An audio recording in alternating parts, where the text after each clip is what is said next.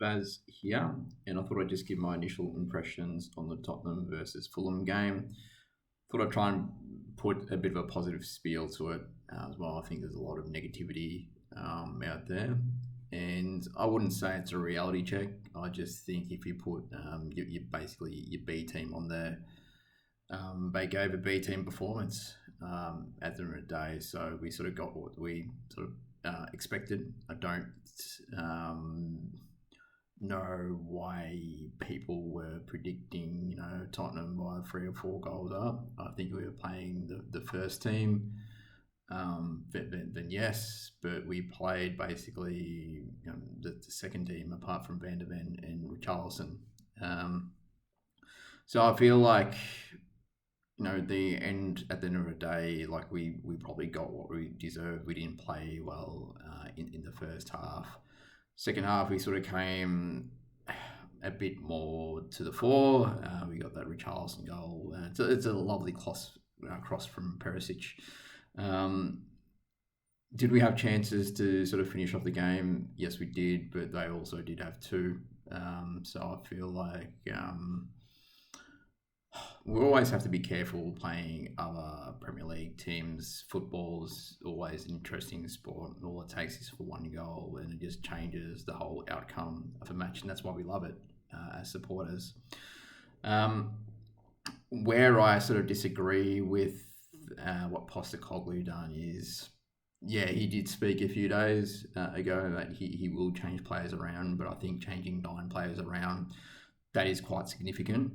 And they just didn't gel or click. There was no flow to the first half of the game, and it felt very much like watching an old Spurs team. Like the first half always play sort of fairly rubbish. The second half things sort of pick up a little bit as well, and they tend to play better. And that's what it sort of reminded me of. It reminded me of sort of watching Spurs play under Conte and the like. So I feel that it wasn't a game that was pleasant to sort of watch or keep around. To try and get a result from this, to try and look at the positives, I feel like, hopefully it's given Ange some clarification. I think Sanchez had a fairly poor game, and people always sort of have warned, like, he'll play good for 3 or 4 games and he'll make up that one mistake. He got turned inside out, which led to the first goal, even though it was a Van der Ven sort of own goal there. I think he sort of tracks back really well. I think he's clearly got the pace, but I do notice that he tends to dive in a lot. I think diving is quite risky, because if you play against high class strikers, they'll just take advantage of that and draw fouls. So I feel like if we get rid of Sanchez, like, we need to find one good quality centre back, and I feel like we're not near that. I can see that Dyer is potentially, he wasn't even on the squad for the 4th game in a row. So I think that the best thing is if he sort of moves on.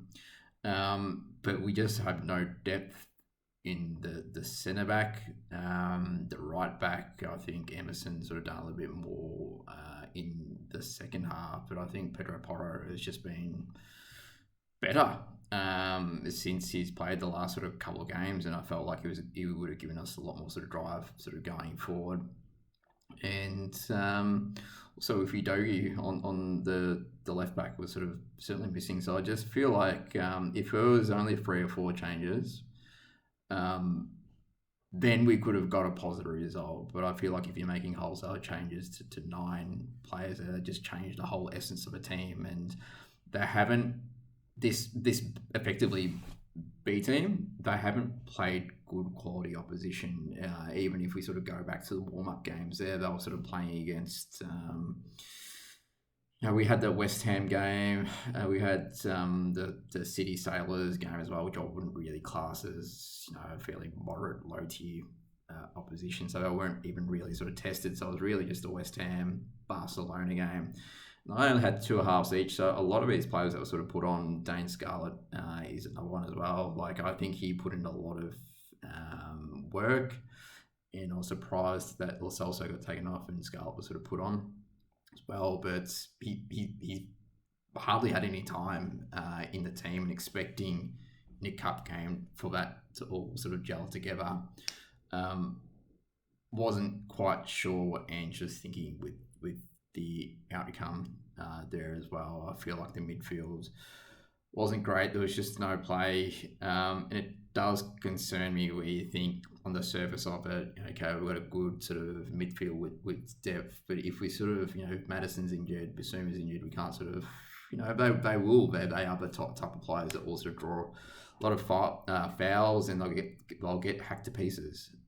So I do have concerns with that. And look, I do know that Bentancur is coming back, but Højbjerg, I think he had a pretty average game today. And Lo Celso was just, sort of giving my thoughts before. I thought he played okay, but he wasn't outstanding. And I feel like, it was a big step up from Lo Celso to Madison. How can you sort of replace that?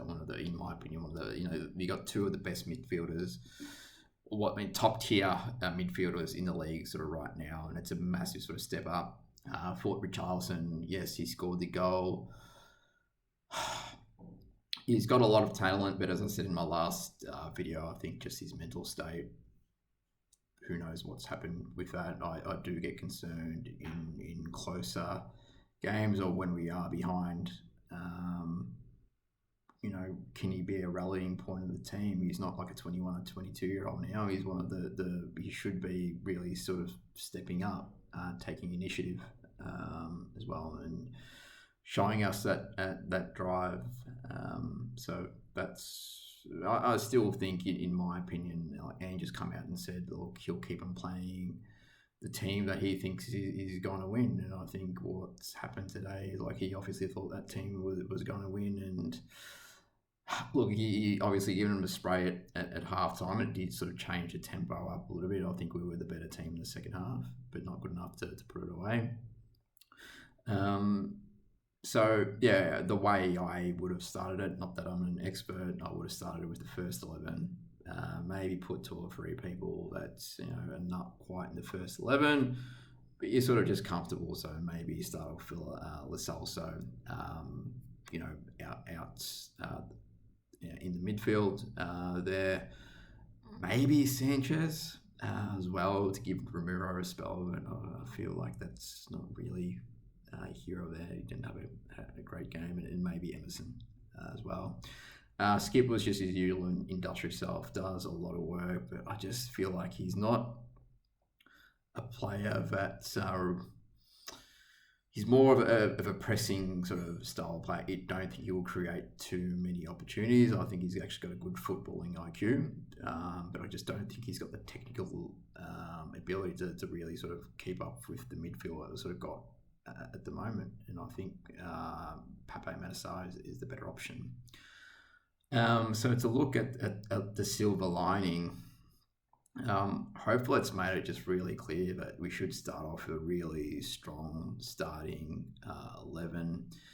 Then when we got the ship under control, like similar to what we've been doing in the league games, that's when you start bringing on your Højbjergs, the Davies, the Perisic, just to try and steady the ship, or just to give us a little bit more. But one thing I'll say quickly about Perisic, I do like how a lot of the goals that were scored so far in the league, and even today, he's been behind it. He's an ex-Champions League player. He's got World Cup finalists. I think he's got a lot of pedigree behind him. I think it's good to have that experience inside the team at the moment. But yeah, start off the best 11. When things look under control, then you start bringing on a couple other people to potentially steady the ship there as well.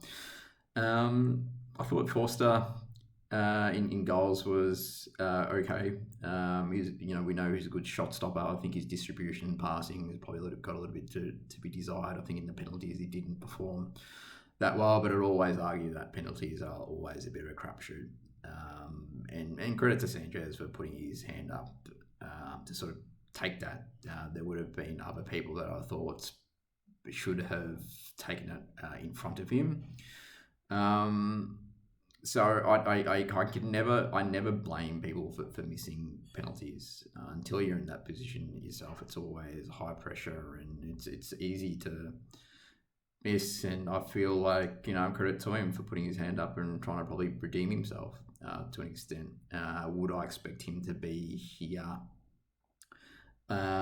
before the transfer deadline? I think yes. I can't see us bringing in another good quality centre back if we get rid of him. We don't have much depth at all in the back line. So I'm digressing a little bit here. What are the other positives? Look, 1-1 away to Fulham. It wasn't a full strength Fulham side, by the way. They had a number of changes. I think they had 5 or 6 changes as well. We done okay. If it was just a normal league tie, we probably would have taken the 1-1 sort of draw. But these things sort of happen there, and hopefully it's just a lesson that. My theory is I'm not sure if it's written in the contract that there is precedence finishing top 4 or whatever it is, top 4, top 5 takes a much greater precedence than getting a league cup, a deep league cup run or a win, and hopefully going forward, we don't see that. We fill in a full strength squad and we have a better sort of run with that there.